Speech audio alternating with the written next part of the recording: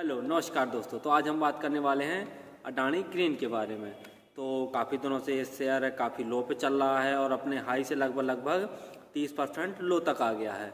तो हम जानते हैं इस कंपनी के बारे में, कंपनी का फंडामेंटल, कंपनी का इतिहास, काम क्या करती है और सभी नज़रिया से देखेंगे इसको। तो सबसे पहले जान लेते हैं कंपनी के इतिहास के बारे में। तो जो ये इसका मुख्यतः काम यही है कि जो विंड और जो सौर से ऊर्जा उत्पादित होती है उसी को ये बेचती है और यहीं से पैसे कमाती है। तो इसके बड़े बड़े सेटअप भी कई राज्यों में लगे हुए हैं। तो जैसा हम देख पा रहे हैं कि 12 से अधिक राज्यों में ये अपना सेटअप लगाए हुए हैं और 54 परिचालन योजनाएं चला रही है, जिसमें से जो 12 परिचालन योजनाएं हैं वो अभी निर्माणाधीन है। तो काम तो देखते हैं बहुत बढ़िया है। तमिलनाडु के कामुच्ची नामक स्थान पे 2340 एकड़ के एक स्थान पर दुनिया का सबसे बड़ा सौर संचालन ये अडानी ग्रीन कर रही है। जी मित्रों, दुनिया का सबसे बड़ा यहीं तमिलनाडु के कामुच्ची नामक स्थान पे अडानी ग्रीन ने अपना ये पैनल स्थापित किया है। अब जान लेते हैं अडानी ग्रुप का लगभग जो प्रत्येक शेयर है हमेशा डिमांड में रहता है।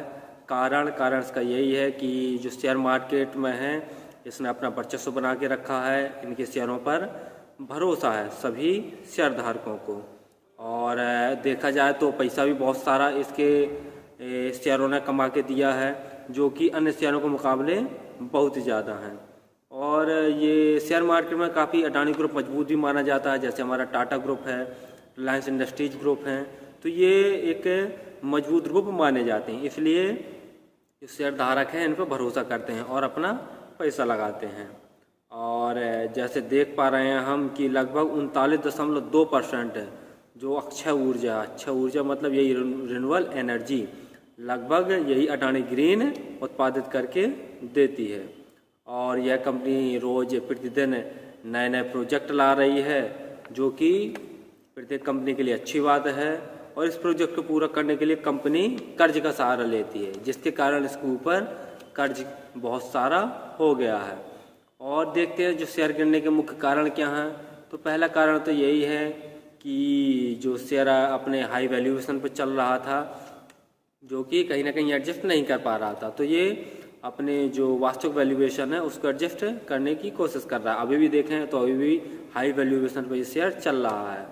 और कंपनी का ये देखें तो कंपनी का प्रॉफिट भी इस बार नहीं हो पाया इस क्वार्टर में और ये लॉस मेकिंग कंपनी बन गई है, इस बार लॉस में गया है। अब जान लेते हैं भविष्य। तो भविष्य तो इसका बहुत बढ़िया है। हम जानते भी हैं कि आने वाला समय है वो रिन्यूएबल एनर्जी का ही होगा। और जान लेते हैं अब कर्ज। तो कर्ज कंपनी के ऊपर बहुत ज़्यादा है, थोड़ा नहीं बहुत ज़्यादा है।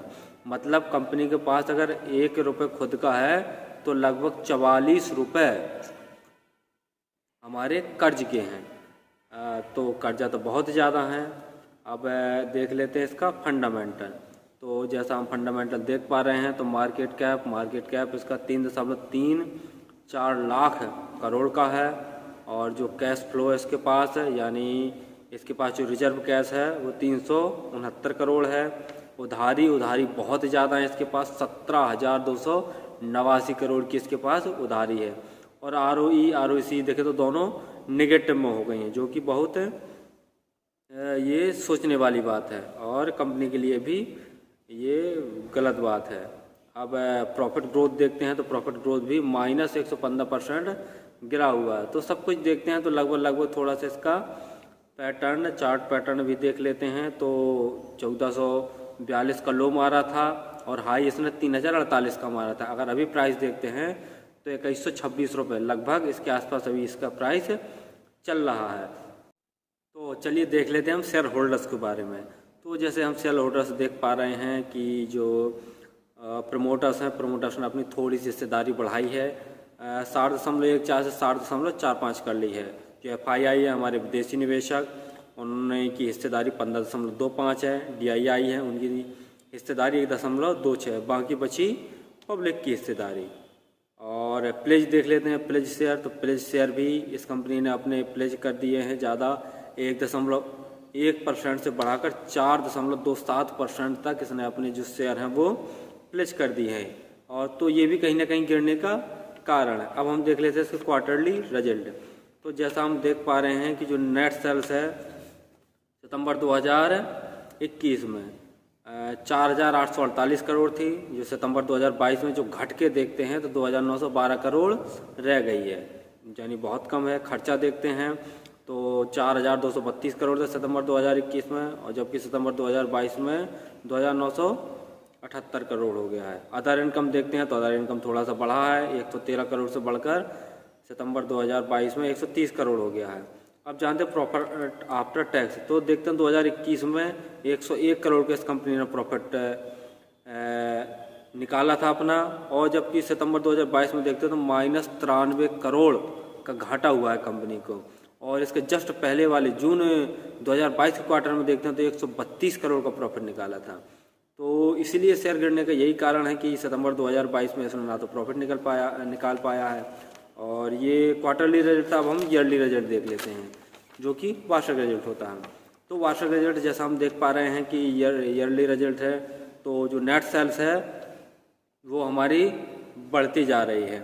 जैसा कि हम देख पा रहे हैं 2018, 19, 20, 21, 22 है। 2018 में देखें तो 1,718 करोड़ थी, और 2022 में जो कि बढ़ के हो गई है 10,672 करोड़। और जो खर्चा है, खर्चा भी धीरे धीरे बढ़ता जा रहा है। और अदर इनकम भी पिछले साल के मुकाबले घटी। 2021 में देखते हैं तो 534 करोड़ थी, और जो कि 2022 में घटकर 489 करोड़ ही रह गई है। नेट प्रॉफिट देखते हैं तो नेट प्रॉफिट कुछ खास नहीं है। 2021 में देखते हैं तो 364 करोड़ का प्रॉफिट निकाला था इस कंपनी में, और 2022 में देखते हैं तो 58 करोड़ का लॉस हुआ है।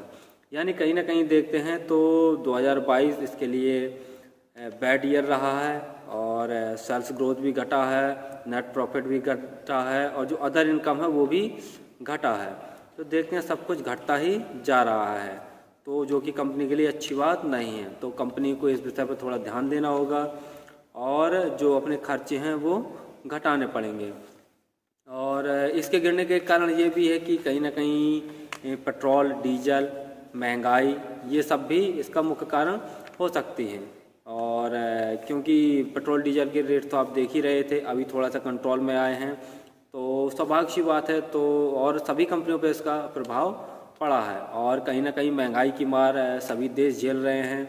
जैसा कि देख ही पा रहे हैं, Sri Lanka, Pakistan, America, Spain, England, हमारा यहाँ तक कि इंडिया भी नहीं बच पाया है। और महंगाई का रूस यूक्रेन युद्ध भी एक बहुत बड़ा कारण है। तो ये सारे कारण थे जो कि 2022 में इसके जो कंपनी माइनस में गई है, प्रॉफिट में नहीं आ पाई है। तो ये पूरा था काला चिट्ठा इसका कंपनी का, ग्रीन एनर्जी का। तो कंपनी बढ़िया है, आगे भविष्य में अच्छा काम कर सकती है, बस इसे थोड़ा सा अपना ग्रोथ पे और खर्चों पे ध्यान देना होगा। और बाकी शेयर तो बहुत बढ़िया है, और फिर भी आप अगर इस शेयर को ख़रीद रहे हैं तो थोड़ा थोड़ा करके खरीदें, इकट्ठा ना खरीदें। थोड़ा अभी खरीद लिया और गिरा और खरीद लिया और गिरा और खरीद लिया, इस प्रकार से खरीदना तो ज़्यादा बेटर रहेगा। और फिर भी किसी शेयर में पैसे लगाने से पहले आपके जो फंडामेंटल एनालिसिस हैं या फंडामेंटल एडवाइज़र, उनकी सलाह ज़रूर लें। और हम अगर वीडियो थोड़ा सा भी आपको हेल्पफुल लगा हो तो हमारे चैनल को सब्सक्राइब और लाइक ज़रूर करें। जय हिंद।